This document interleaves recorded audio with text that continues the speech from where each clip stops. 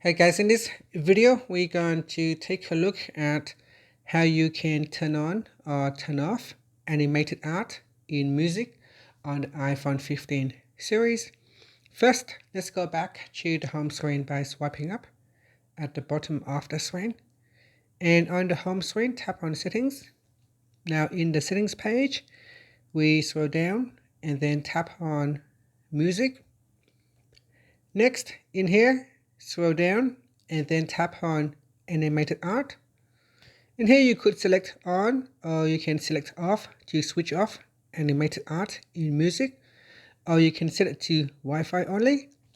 Now see here, playlist, album and artist pages.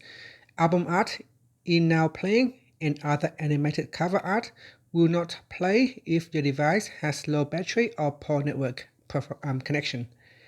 And that's it. So select one of the options and then tap on the back key or swipe up to go back to the home screen.